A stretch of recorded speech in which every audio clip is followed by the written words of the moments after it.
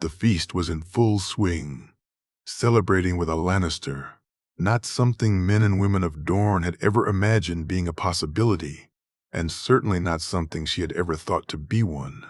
However, Tyrion she found to be far different than she would have imagined. The dwarf was witty, charming when he wished to be, and most importantly, he was fun. She found far too many men to be boring, far too many to wish to speak on one subject only, be it arms and martial pursuits like Daemon, or power like Dre. Tyrion, though, didn't limit himself. His interests ran into almost everything, be it wine or trade, politics or knowledge. No subject seemed beyond him. She found herself immensely enjoying their talks, so much so that Quentyn, despite their earlier talk, still glared at her as she laughed when Tyrion said something funny. "He is a Lannister and a dwarf. Why should we feast him? He is a guest of our uncle. His family is the reason the mountain that rides no longer does so, the reason why Amory Lorch breathes no more. They have helped avenge Elia, helped avenge Aegon and Rhaenys."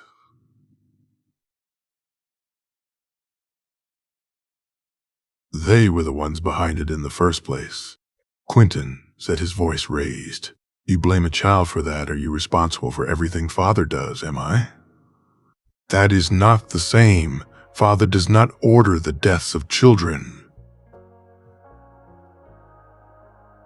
"A guest with respect, Quentyn, or I shall send you back to Euronwood in disgrace. Or better yet, Oberyn will teach you what being a Martell really means." It seemed, though, that their conversation hadn't taken. Quentyn still the same petulant and childish boy he had always been. She would shame him if he spoke up, though, and he knew it, so he held his tongue, which was more than she could say for Tyrion, who was presently telling a delightfully rude story about a jackass and a honeycomb. "Such a wicked tongue he has," she thought with a smile, wondering if he knew how to use it in other ways. "Lord Tyrion, perhaps you'd join me for some air?" she said, smirking as Oberyn nibbled on Alaria's ear. "I would be honored, Princess," he said, and rose to his feet. They walked from the hall to the balcony, other couples sitting around drinking and enjoying the cool breeze. Dornish feasts were far less formal than those in the rest of the Seven Kingdoms. Once the food was served, the high table became less of the focus. Instead, people would dance, move around more. Only politics and important matters kept people to the high table. Looking back into the room, she saw Dre and some others look to her forlornly. She had kept her attention almost exclusively on Tyrion this night, kept her conversation mainly to him and her uncle. Rather than work the room, she had instead worked the man, trying to find out if it was a brief momentary lust she felt for the forbidden thoughts of being with a dwarf. Or was there more to the man than his size? "This is not what I expected, Princess," Tyrion said as he sipped on the wine. "Arianne," she said as she sat on the small wall, her dress opening to show off her legs. "Arianne, a Dornish feast. It's far different than I had expected. In Dorne, we like to savor things, Tyrion. Enjoy each dish as if it's our last. Enjoy the spices, the flavor, every mouthful. Are you not a man who would enjoy every mouthful?" she said as she crossed her legs, her dress revealing even more of them. "I am Arianne. Though we are more used to rushing through our meals, to rushing so we can enjoy the sweet taste of our desserts, I find myself more willing to go far more slowly." "Slow can be good, Tyrion, though there is a time for speed too. Do you not agree?" she said, licking her lips. "Variation. Arianne, I find variation to be key," he said, smiling at her, his mismatched eyes gleaming in the night sky. Arianne reveled in flirting. She reveled in making a man lose himself, a man lusting for her, and she could see that Tyrion certainly did want her. But either he was far better at playing this game or something was holding him back. Whichever it was, it intrigued her, excited her, relieved her boredom. She was about to say something even more direct when Oberyn and Ilaria walked out. Obara, Nym, and Tiene too. "Ah, there my niece is, showing Tyrion the sights, Ari," Oberyn said, a half smirk on his face. Just showing him what delights Dorne has to offer, Uncle, she said, and smirked when Tyrion gulped. Good. It was nice to know he really was interested and not just flirting for the sake of it. She stood up and walked to her uncle, kissing his cheek. It's good to have you back, Uncle, though I'm distraught you'll not be staying for long. We leave on the morrow, Ari. We must speak to Doran, and then be on our way. Oberyn said, and she looked to see a bit of disappointment on Tyrion's face, which matched her own. Then we must make the very best use of the night we have. Don't you agree, Tyrion? She said, and saw the dwarf smile. They spent some more time on the balcony, before the cool air chilled too much. Then after some dancing which Tyrion didn't partake in, nor did she since he was who she was to dance with, the night eased down. Bordo, Tyrion, despite looking like he was drinking as much as everyone else, was practically sober, and she smirked as she noticed his trick, always holding a half-full glass, always looking as if you just emptied your own. After bidding everyone good night and going back to her room, she quickly changed into something far more revealing, giving the guards quite an eyeful, which wasn't anything new. She made her way to Tyrion's room and knocked at the door. The look he gave her when he opened it fed into her arousal. She said nothing, just walked in and closed the door behind her. Princess, He stuttered adorably. Welcome to Dorne, she said with a smile as she undid the straps and her dress fell to the floor. As she stood at the gates waving them off many hours later, she smiled. The marks he'd left on her were covered for now, though she'd take pleasure in seeing them later. She had asked him to bite her, and he had.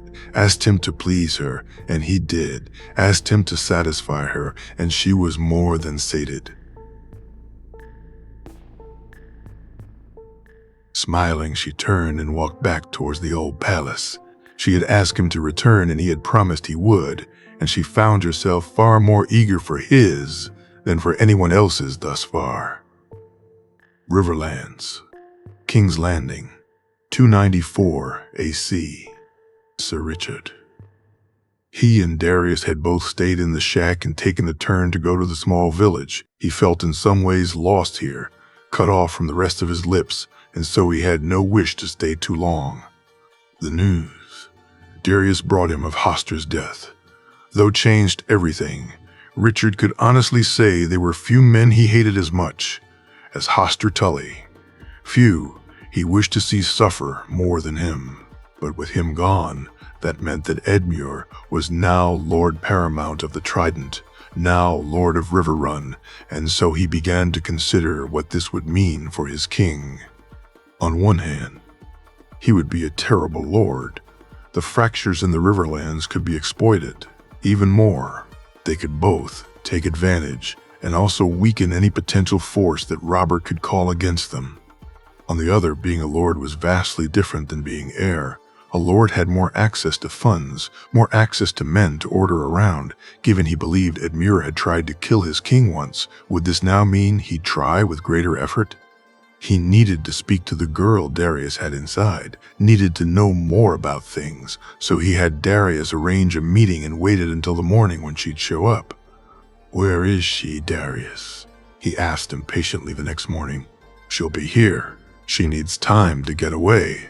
That, and we usually meet closer to the keep." "Go find her. Escort her here and back if you need to," he said, and Darius nodded. They arrived an hour or so later, and the young girl seemed incredibly nervous, the fact she was meeting him seeming to have scared her somewhat. "Pearl, this is Elaine. He's a friend of mine. You can tell him anything. I'll be outside," Darius said, nodding to him as he walked outside.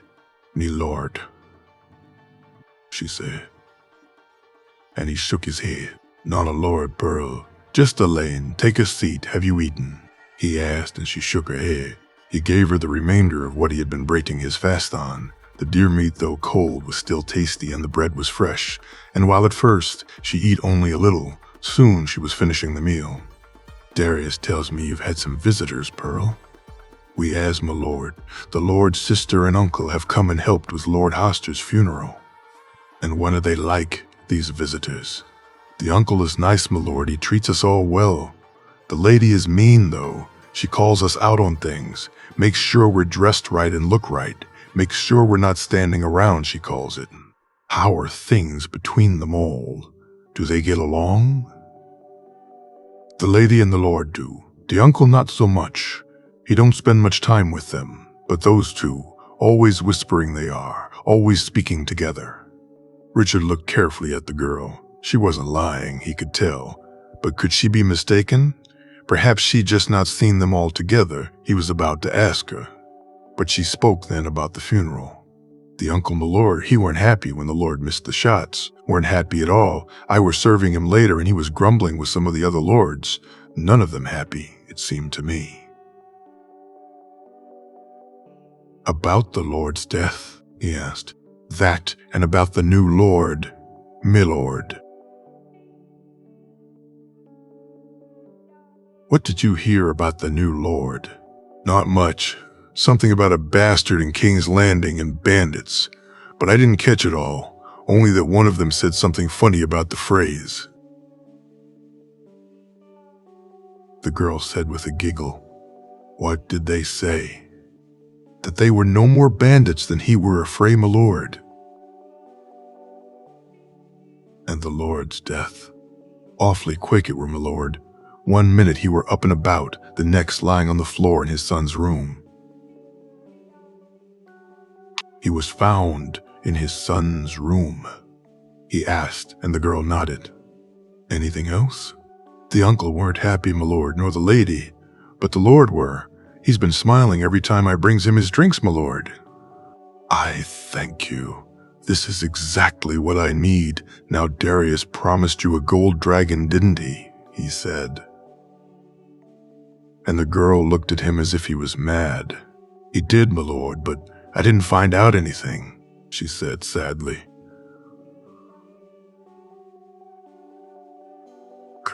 "You found out enough. It's all there," he said, handing her a pouch full of coins. "Giving her a gold dragon itself would cause far too many problems. Spend it wisely, and should you need to leave, speak to Darius. I'll find something for you."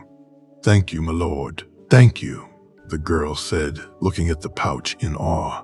As she got up to leave, she turned back. "My lord, there is something else. I think the lord and lady are planning a trip or something. One of the guards and me."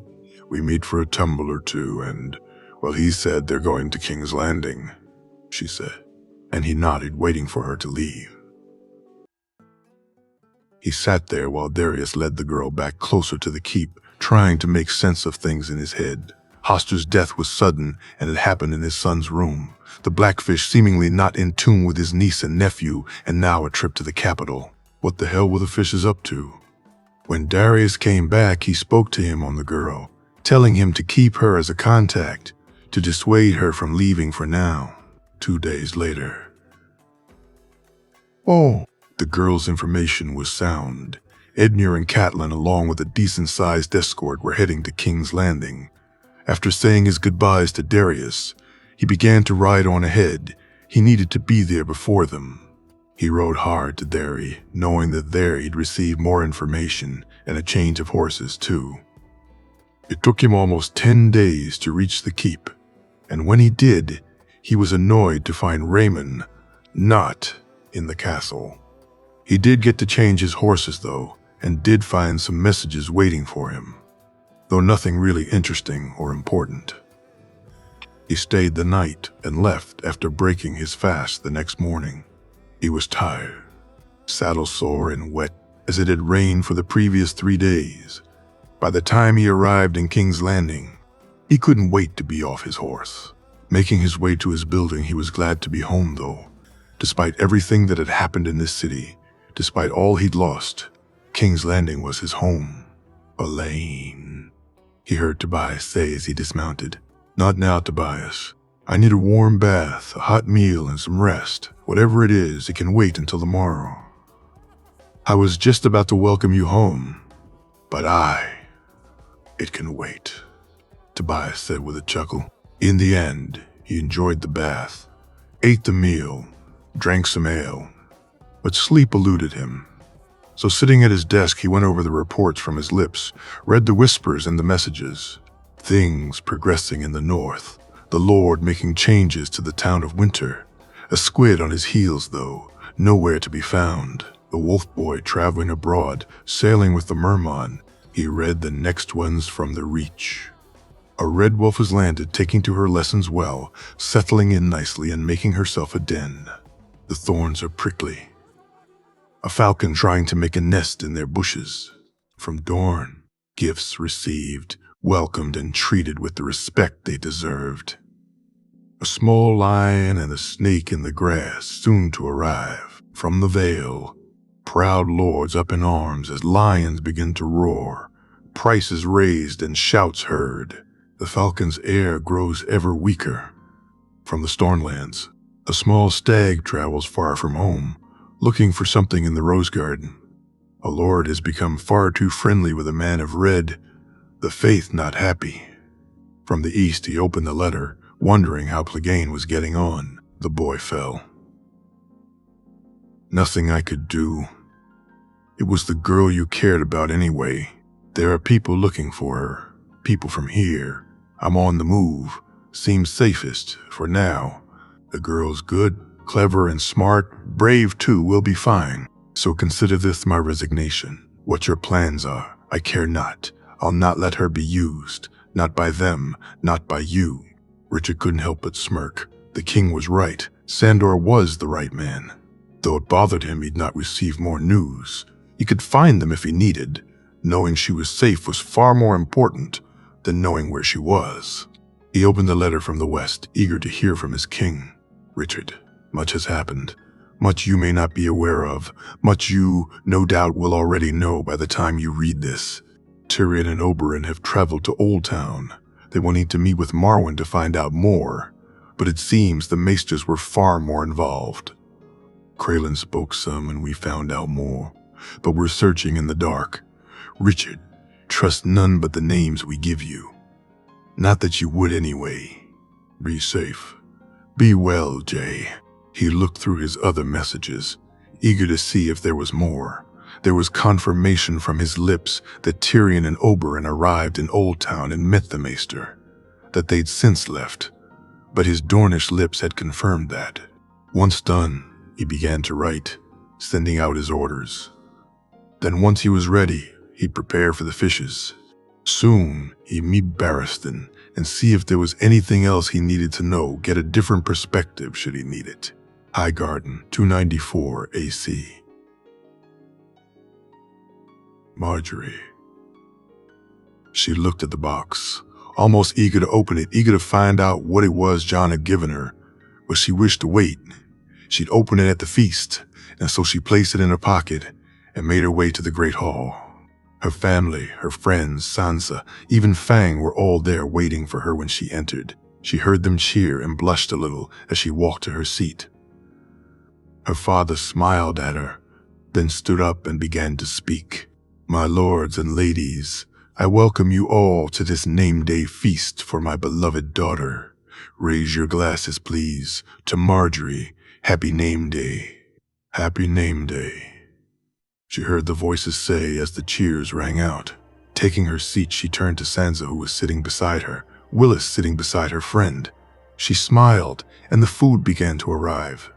The fare was a mixture of both normal feast dishes and some of her favorites, but this time, it was she who decided who to send them down to. Seeing Lord Renly at his table, she sent him the first dish, the Lord flashing her a welcoming smile. When they second came, she sent it to her cousins, then to Lord Tarly, following on then in the order she and her grandmother had decided upon. She ate from the ones she enjoyed, took a taste of the ones she did not as was custom, and looked forward to the sweets and desserts once they arrived and she'd eaten. It was time for the presents. She smiled as her father turned to her first, he and her mother standing up to present her with their own. For my beautiful daughter. Her father said, and she opened the box to see the beautiful necklace, the jewels immaculate. Garland and Leonette gave her some fabrics. Others gave her more of them, some pretty dresses from her grandfather, though she had no doubt it was her aunts who picked them. Her grandmother gave her a beautiful book, its illustrations incredible. That it was the history of the Targaryens was no great surprise. Lady Marjorie. She heard Sansa say as she stepped forward, the shawl she carried in her hands, beautiful and delicate. "I hope you like it," she said as she handed it to her. It was snow white, with gold and roses embroidered on it. But as you looked closer, among the whites were little dots of red. It took her a moment to see it clearly. But somehow, Sansa had managed to hide Ghost's outline among the patterns. The white wolf protecting and guarding the golden roses. Marjorie almost cried in her happiness, kissing Sansa on the cheek instead. "My lady, I've been told you like to hawk, and though I know your brother breeds perhaps the best, perhaps you will accept these as a token of my affection," Lord Renly said, and his words confused her, though she did think the little hawk chicks to be incredibly beautiful. "I thank you, my lord. Your gift is most gracious, and I accept it gladly," she said, smiling as he bowed before walking away. As more and more gifts came, another book, this one from Samwell Tarly, much to his father's annoyance and her grandmother's amusement. She sat there, her hand on the box, wondering if she should open it now. In the end, her curiosity needed to be satisfied. She needed to know. So she took it out and carefully unwrapped it. "Who's that?" from Sweepling, she heard her mother say. "John," she said, smiling as she opened it. "Sir John sent you a gift?" her father said, thinking it was someone else. A Fossaway, perhaps. "No. Just John," she said, her smile beaming now as she finally had it unwrapped. She was confused at first. When she looked inside, it seemed to be parchment, small pieces of parchment, though as she touched them, she found something solid at the bottom. Reaching in, she took one of them out and looked at it and felt her heart almost stop. It was her grandmother, drawn so small it fitted easily into the box, but the colors, the way it looked, it was her. It was as if she was holding her in her hand. Looking through the others, she felt overwhelmed. Garland, Willis, Loras, her mother and father, Joy, Ghost, Winter, Rhaenys too, which she quickly put in her pocket. The last one, though, took her breath away and tears of happiness fell from her eyes. He had placed it in a small covering, something she'd not seen before, something one would put on a table or desk. As she looked at the picture of John and she together seemingly dancing, her fingers touching the glass that covered them, she wiped her eyes and looked to her grandmother and father, who were looking at her with concern. "John made me some drawings," she said, and handed out the ones of her family while walking to show her grandmother the one he'd done of her. She placed the one of John and she in her pocket alongside Rhaenys, while her family each looked at the images he'd drawn of them. "These are incredible. Look, Garland, it's you," Leonette said. "Loras, my sweet Loras," her mother said while her father stared at his own image as if it was magical. "He's a very talented young man indeed," her grandmother said and smiled as she looked at her own. After showing them to some more people, she gathered them up, Sansa showing the drawing of Ghost to Fang, who whined and moved to lick it, Sansa quickly moving it from her and telling her no.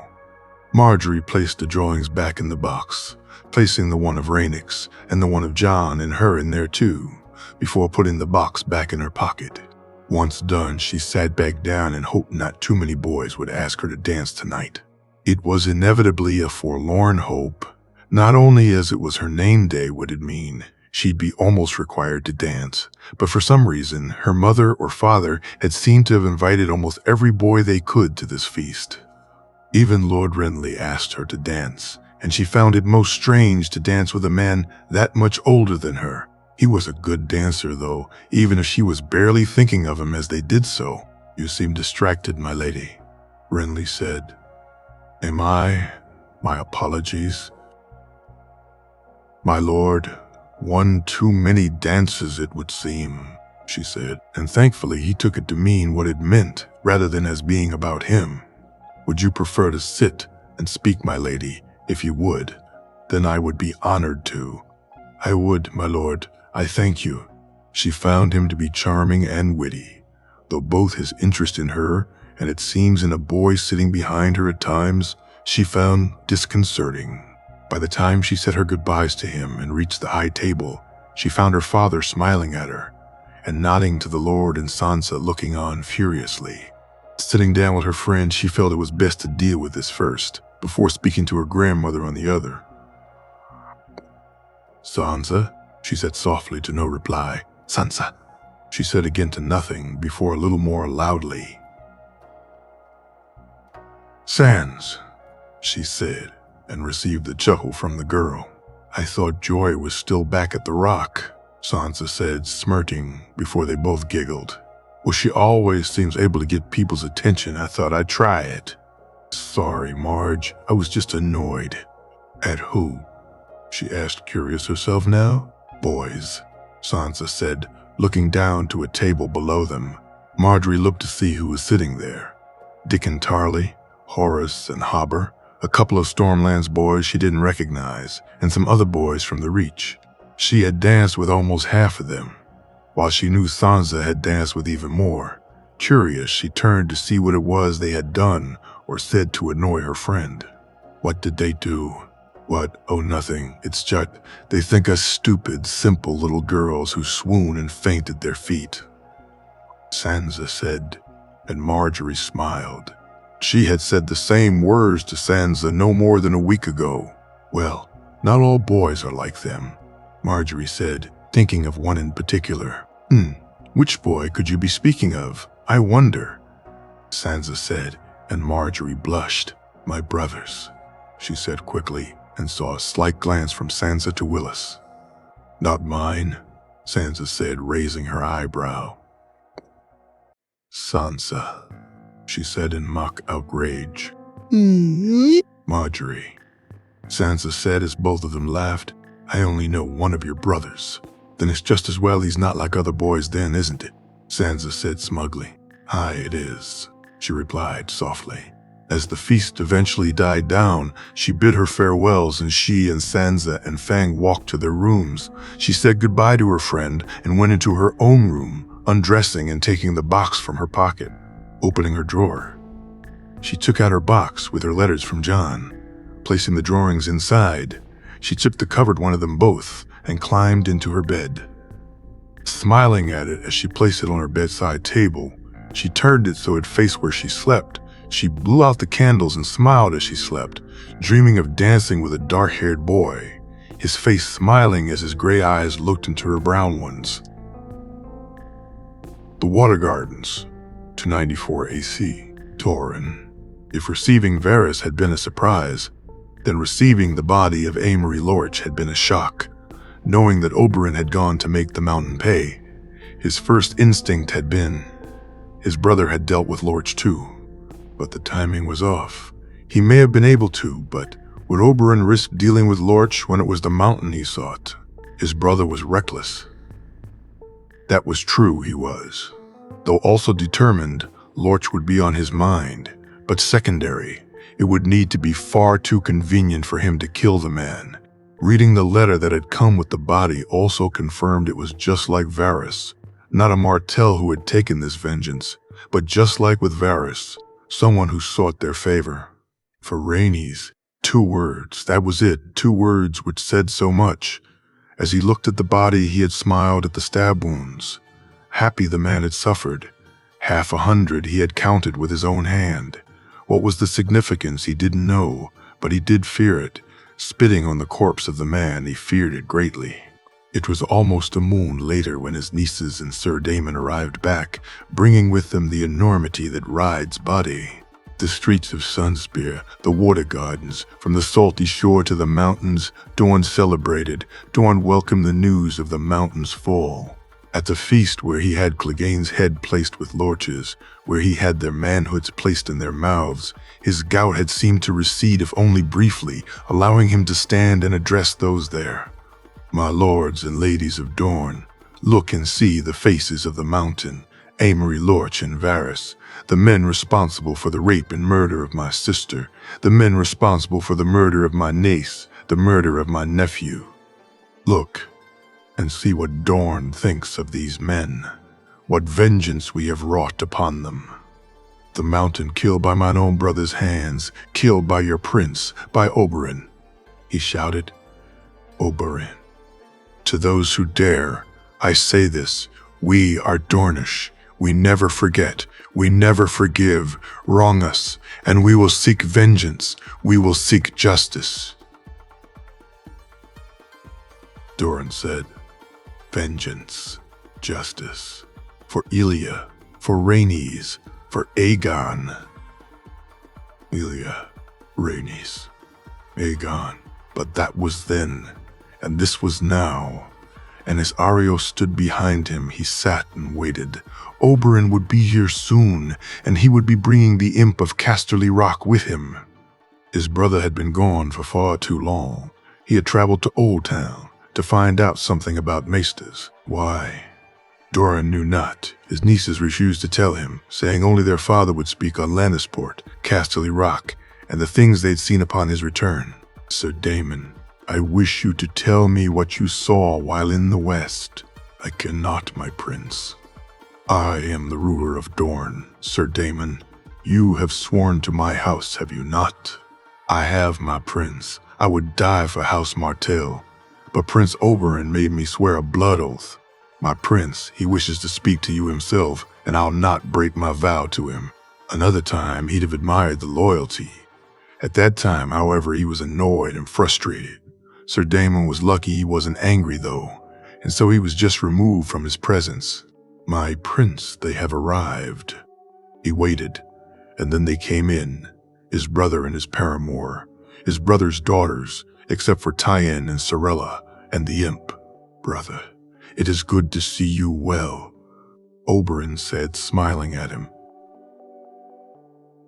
You too, brother. It is good to see you safe, he said. And then Ellaria stepped forward. My prince, she said, kissing his hand. Ellaria, your children are in the summer pool. I've no doubt, despite how wonderful my company may be, it is theirs you would much rather enjoy, he said, smiling as the woman smiled back at him before quickly heading off. He hadn't dismissed her and Oberyn, and he had no issue with her being aware of certain of their plans. But he was a father, and he knew what it felt to be parted from his children. He could only imagine how worse that was for a mother. My prince, the imp said, stepping forward. Lord Tyrion, a pleasure to welcome you to my home, he said, only half lying. After sending for refreshments, they took their seats, and he looked to Oberyn, waiting to see him either dismiss the Lannister or begin to speak. It seemed to be the latter, as Oberyn looked at Tyrion and nodded. I learned many things while in the West, brother, many surprising things. But before I get to them, I need you to read this, Oberyn said, handing him a letter. Doran took it and looked at it. Seeing the writing, he felt his chest tightening. This is Elia's handwriting. It is, brother. Read it. The tears came halfway through. By the end, they were flowing freely. His sister, his sweet sister. This couldn't be. A hidden dragon, a hidden king. Where was he hiding? As he looked up, it began to make sense. Jaime Lannister's squiring of the boy, the things he was able to do, the story that Stark had given had always irked him. But like so many others, he believed in the honor of the man. Jon Snow, he said, and Oberyn smiled. Our nephew, brother, our nephew lives. Nephew. What did he mean, nephew? This boy wasn't his blood, no matter what Elia's letter said. He looked to Oberyn, who was still smiling, to Tyrion, who was watching carefully. You've met the boy? He asked his brother. I have. It's thanks to him the Mountain and Lorch are dead. Thanks to him I am not. But there is more. Brother, he has dragons. Brother, one of them is our niece. What? He asked, and he wasn't sure if it was because of Oberyn saying the boy had dragons, or because he said one was their niece. Oberyn explained, and the more he did so, the more fantastical the story got. Dragons? One with the spirit of Rhaenys somehow inside, his niece alive as a dragon. It seemed mad to him. But Oberyn, and then the dwarf both confirmed it. The boy would be claiming the throne, the west, north, and reach, already behind him. With dragons, it would be inevitable. He would win. Doran needed to think. He needed to process. But before he got the chance, he was hit with more revelations. When Oberyn asked to see Caelad, he had the maester brought to him, watching as his brother stood to his feet, laughing and japing with Tyrion as he moved closer to the maester.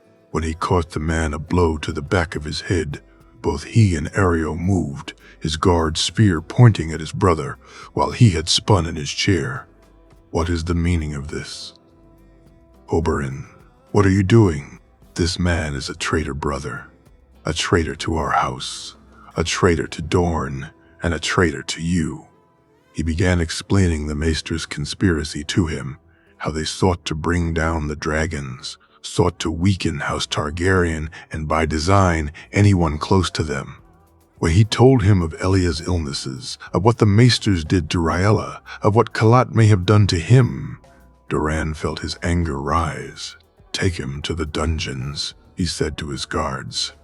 Once he had gone, he allowed Tyrion and Oberyn to go to the maesters' rooms, allowed them to check for whatever it was they deemed of such import. They were gone for some time. But it allowed him to think. A hidden king presented both opportunities and problems. That Oberyn saw the boy as a nephew was concerning. But if the boy felt the same way, it kept him close, which was good. Knowing Olenna and his own ambitions, no doubt she sought a marriage for her support. The fact she'd already given it most likely meant that she'd already received those assurances. But Doran wished for Martell blood on the throne, and despite Oberyn's feelings, this boy was not of their blood. No, Arianne would be queen, not a Tyrell, and if this boy wasn't willing to give him the betrothal, then he'd just need to stick to the one he'd already agreed to. When Oberyn and Tyrion returned a few minutes later, they were carrying some books. One in particular interested the dwarf, it seemed. He waited until his brother had sat down, waited until the dwarf was fully engaged. Knowledge was power. He knew better than most. It was time he gained some more of his own. Tell me of my nephew, brother. He set a smile on his face. King's Landing, 294 AC, Barristan. With Richard back in town, Barristan felt even more excited heading to the tavern than usual. Now he'd receive even more up-to-date information than he usually got. Without the Master of Whisperers, it seemed he was told basic everyday things, that the king was, well, or that things were progressing. Never was he told that which he most wished to know of. Richard, being both his friend, as well as one of the king's lealest men, though, would always tell him more. So as he entered the tavern and saw him sitting there, he felt like a far younger man eager to hear of his friend's news. Given his own news that he needed to tell the man, it was a most fortuitous meeting. He took his seat. They ate and observed the pleasantries, although again with Richard they were always much more truly meant. Come, my friend, we have much to discuss, Richard said, leading him up the stairs. He took a seat when they entered, glad to see Richard would be doing the same. This was going to be a far longer meeting than his usual ones. I'll go first. I've no doubt you're eager to hear what I'm about to tell you, Richard said. Most eager, my friend. The king is well, Barristan, and he has another dragon, Richard said with a smile. Another one? I, too. Can you believe it, old friend? 2 dragons. Would that Rhaegar was here to see it for himself, Richard said, smiling. Barristan shook his head. 2 dragons. His prince would have been ecstatic that it was his son who had brought them back, even more so. But it's not all good news, my friend. It seems the maesters were far more devious than even we knew about. More and more of them wish to see the dragons fall, but our king is on their trail. Prince Oberyn and Tyrion traveled to Old Town and discussed much and more. Suffice to say, Pycelle is untrustworthy, but as of now, So are they all. You know of who. Some of the names aye, but there is no doubt more. We will find them, Barristan. While Oberyn and Tyrion and the Maester may work their way, my lips will speak the truth. We shall find them all, and they will pay. On this I swear. We have other issues, my friend, Robert spoke to Lady Catelyn. They wish to betroth the king's sister to Joffrey. Barristan said, and Richard looked to him. We expected this, Barristan. It's no problem. No, they've agreed to it, Richard. What? Without Stark, say. Oh. They've covered it with a promise, and the lady says she'll speak to Lord Stark himself. But I know the stag, Richard. He'll announce this soon. He said and looked to his friend who was shaking his head. What else, old friend? Richard asked.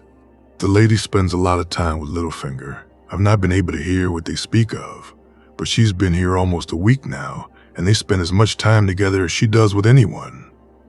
Oh, I know of what the lady speaks. Trust me, it's well in hand. Richard said. What is it, Richard? He asked, and Richard looked at him before nodding. They mean to kill our king, have hired a man to do so. Why do they still walk, Richard? Why do they still breathe? Because it's for the king to mete out justice, Barristan, not you or I, Richard said, and he shook his head. They mean my king harm Richard. As a Kingsguard, it's my duty to protect him. Surely it's best done by putting them both in the ground. It's not just the two. The brother is in on it too. Perhaps even the uncle. Brynden. He would not. Richard, no, I'll not believe that, he said angrily. He is their kin. Would he not take their part? You know him almost as well as I. Do you think Brynden Tully capable of such a thing? Barristan said. No, you have the right of it. I may need to speak with him, though. I will await the king's response. The assassin. One of my own, Barristan. He'll carry out his orders, fail and not be seen here again. You'd kill one of your own, Barristan said, shocked. I would if need be, aye, but I'll have no need of for it. Not for this one. Bronn is far too good a man for that. Bronn, the cutthroat? A good cover, is it not? Oh, don't get me wrong, he was when I found him. A man who would cut your throat for coin and not think twice about it. But he's a good man, Barristan. I'd not trust him otherwise. Where is he now? Collecting his gold from one of the brothel keepers. Man's got to get paid too, after all. Richard said with a laugh.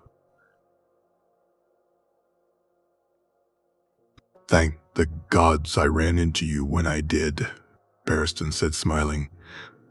Oh, you did the running, did you?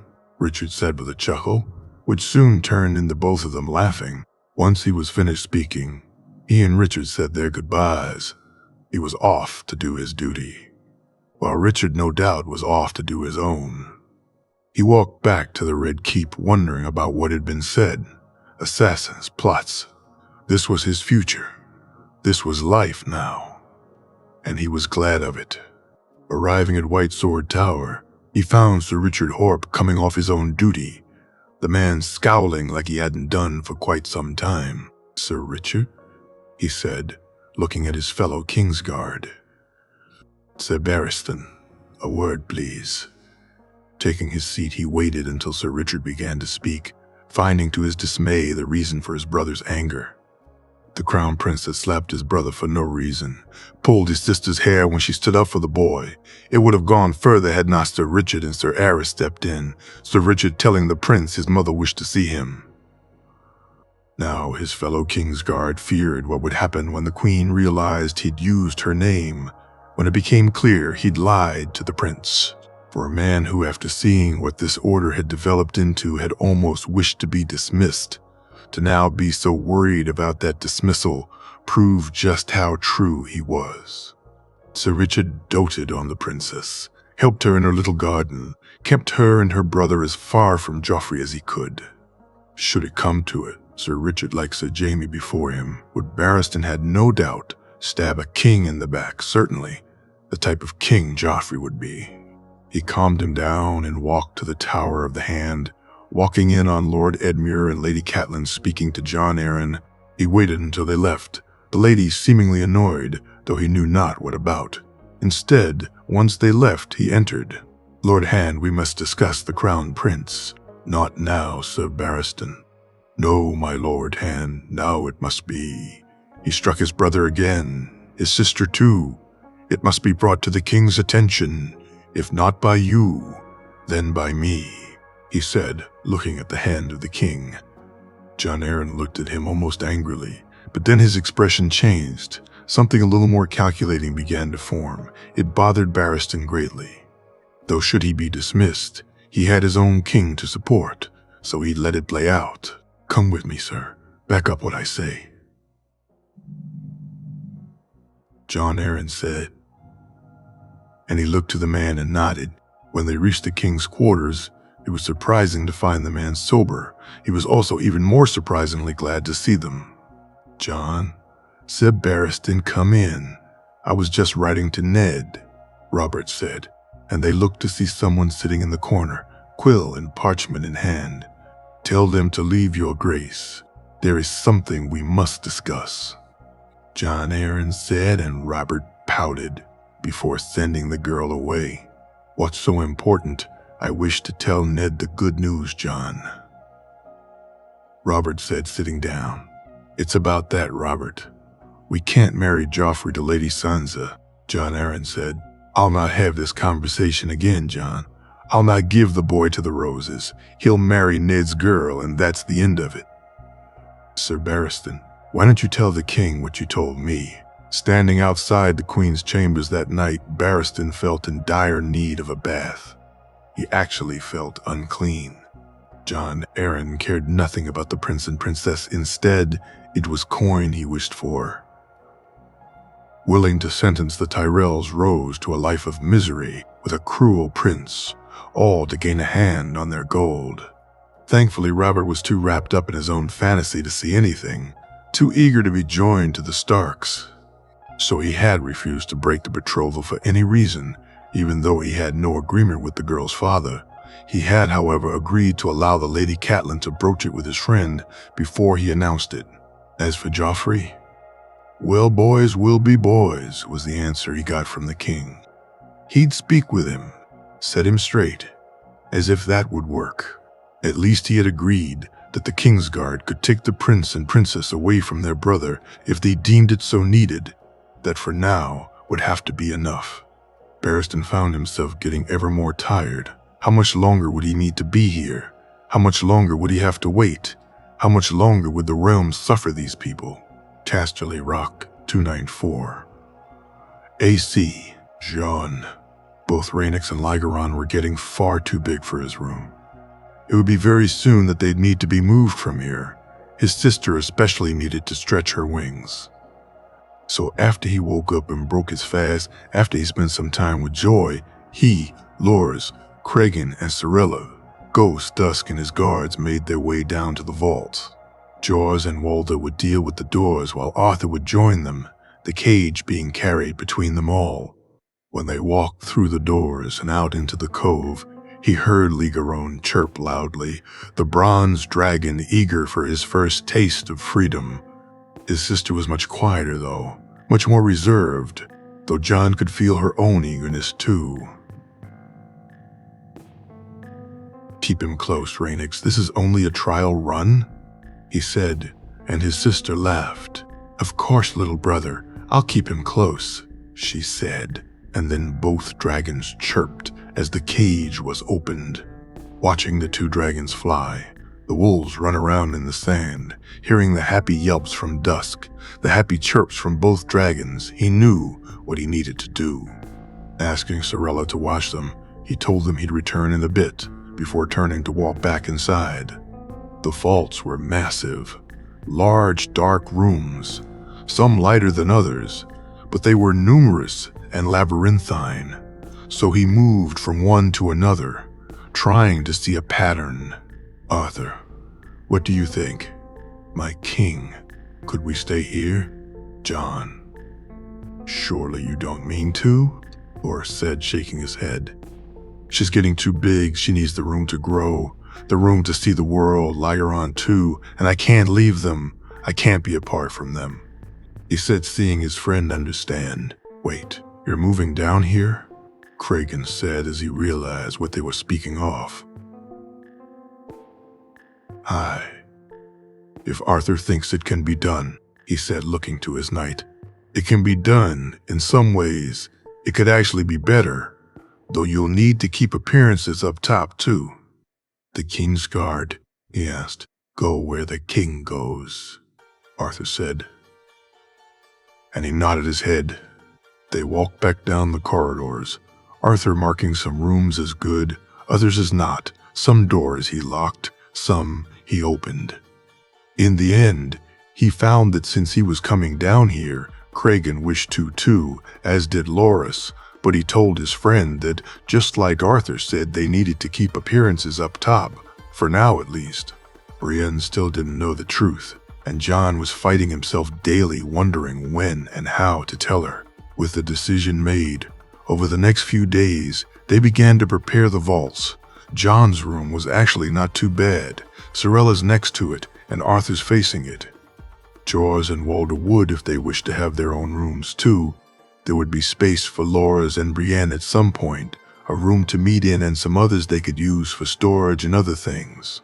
Speaking to Jaime on it, he was told that this is pretty much how the rock was formed, that while Jon could stay there, he'd also need, though, to stay in the rooms on the family wing too, that appearances couldn't just be that, which he agreed to. Rhaenys was overjoyed, Lyron too. They'd have access to fly, to be freer. There would be restrictions, of course, but still his sister was happy, and to Jon, that was all that mattered. A few days later, move, no quicker, Arthur shouted as Jon tried to dodge the two men. Left Jon, to the left. Jaime shouted, and Jon moved there before seeing an opening. He thrust and spun, catching the man across his thigh, ducking out of the way of the returning strike. The other man caught him, though, and Jon felt the pain of the strike. He'd learn that lesson more quickly next time. He retaliated with a quick set of strikes, forcing the man to back off before his feet were swept from him, and he yielded when the sword was placed at his neck. Well done, my prince. You did better today, but not good enough, he said, smirking. Perhaps tomorrow, the other man said, and he nodded before turning to see Melisandre smiling at him. Fighting Melisandre's guards had been her suggestion. At first, both Arthur and Jaime had disagreed, but they did eventually allow him to fight them one-on-one. Now, though, he had moved on to fight them both together. He'd yet to take a victory, either fighting one or both, but he was getting better. He could feel it, feel that it was close. Seeing Melisandre's smiles, he was sure she thought so too. You did well. They fight much different than us, but you fight like them. Arthur said, I don't understand how, he said, and Jaime nodded. We all have our styles. Jon, Arthur, I, Barristan, all of us fight a certain way, which is our own way. You'll see influences. I was trained by Arthur, you by me. They are there, but we have our own uniqueness too. Jaime said, Jaime's right. Jon, embrace it. Don't fight it. When you're ready, no one will be even close. Except for you two, Jon said, smiling. Not even us, Arthur said. And Jon shook his head. A moon later, they had moved down here a couple of weeks past. Melisandre and her guards, Arpal and Darax joining them too, apart from Loras, Brienne, Joy, and the Lannisters. Everyone he cared for at the Rock basically lived here now. Rhaenys and Lygaran were thriving, and according to Sorella, getting ever bigger. Rhaenys especially, Jon thought, his sister, perhaps the happiest of all about the move, even though some nights he couldn't sleep with them. She seemed happier here than she'd ever been in his room. A part of Jon felt guilty at that, thinking he had in some way stifled her by keeping her in his room. But according to her, Lygaron, it could only be now they moved. This is the right time, brother. This is when it's supposed to be. You must have felt it. Yes, father. Earlier would have been bad. Lygaron said softly in his head. Why, son? It's not what they wished. Father, we need to be ready. Who are they? He asked, and Lygaron once again went quiet. Lygaron, he said, and heard his dragon chirp as his sister chirped back at him. He's annoying. We should have left him in the egg. Rennick said, and Lygaron chirped at her. See, annoying, she said. And Jon laughed despite himself. Moving from the vaults to the family wing and back was hard, simply finding the right times to do so without creating questions. In the end, he found himself getting up even earlier in the mornings, going to sleep even later at night. The tiredness became something he got used to, something he would have dealt with had not Daisy insisted he begin to take naps during the day. It's bad enough that I'm tired all the time and can't sleep because of my discomfort. I'll not have it with you too, Jon, she said as he yawned while breaking their fast one morning. Sleepy Jon, so sleepy. Joy said, leaning into him as she ate, and he looked at her over-exaggerated yawning and laughed. Really, you too, after all I've done for you, traitor, he said, smirking when she stuck her tongue out at him. You need your beauty sleep, Jon. I mean, you really do. Look at these eyes. We can't have them. I tell you, no. To bed, I say, Joy said, and as funny as it was hearing her impersonate Jenna so well, it was funnier hearing what came next. Lady Joy Hill, how dare you? I do not sound like that, Jenna said, entering the room. She looked to him for rescue. He rolled his eyes and pretended to turn away, but feeling her hand on his arm, he had to step in. It was my fault, Lady Jenna. We were playing a game, he said, and Joy breathed a hugely relived sigh. You young man are too old for games, and you young lady are not as clever as you think. You may have this one wrapped around your fingers, but I know your games, Jenna said, and Jon had to give it to Joy.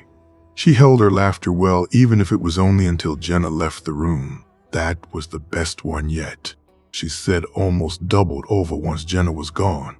He felt strange going to bed that night, felt almost a need to go, not tiredness, but as if he needed to be in bed.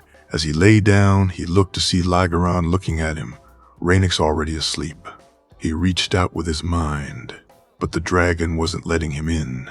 Closing his eyes, he swore that the dragon wished him sweet dreams, but whether he did or didn't, he was asleep in moments. He was in a large room full of books, a circular room. Men came in wearing gray robes, wearing chains, maesters. These were maesters, which could only mean this was the Citadel. He felt the anger rising and moved towards them, reaching out. He watched as his hands seemed to go through the nearest man, almost as if he wasn't there.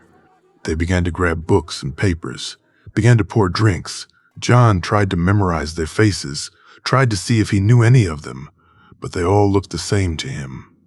What news? It seems the dragon may have another spawn on the way. Ow! What does it matter? We cannot allow it to be born, can we? No. Have Pycelle deal with it. The voices intermingled, so he couldn't see who was speaking, who was answering. The conversation, though, seemed to be the key. Perhaps this won't require our intervention. A simple word may be enough. He realized them. He'd not seen it all. Something was missing. No, we must be sure. The child cannot live. The mother is of no consequence, though should she fall too, all is for the best. Jon was furious. How dare they speak of his grandmother in such a way? He would find them. He would find them all. If it took him the rest of his life, these men would pay. He was in a building, hearing screams. He looked around. Dragon banners filled the walls. He moved towards sounds, heard the woman cry out, "No, Ares, no, please." He moved faster, seeing the two men in front of him, white cloaks flowing behind them as they just stood there. An older man, graying hair and beard, the other younger. Neither men he recognized. He moved to the door, hearing the woman scream. He looked at the men, seeing them stand there, neither even bothering to move. "Please, Ares, my husband, is my servant. What care I of him? Now do as your king bids." The screaming went on for some time. Try as he might, he couldn't enter, couldn't save her, whoever she was. He soared through the air, the bronze dragon flying higher and higher, sitting on his back. He looked down. Below him were lands he knew well, colors he remembered. He was in the west. He was home. The rock loomed in front of him, and John smiled. The dragon landed on the highest point, taking up residence. It perched, and John found himself beside a girl he recognized. "Ray," he said, smiling at his sister. She was his age, a little smaller than him, but seeing her filled his heart with joy. "Come, brother. A dragon is being born." She led him down some halls, and he knew where he was, the family wing, the place he'd called home for 5 or more years, Jamie's room. She was taking him to Jamie's room. He heard the crying as they neared it, saw the small blonde boy and girl holding each other as their tears fell. He saw Kraylin shaking his head, saw the tall, balding man shout as he looked at the blood-stained corpse of the woman laying in the bed. He moved into the room, saw the babe laying in a crib, his stunted legs, his mismatched eyes. "Look, Jay, a dragon," he heard Rainey say.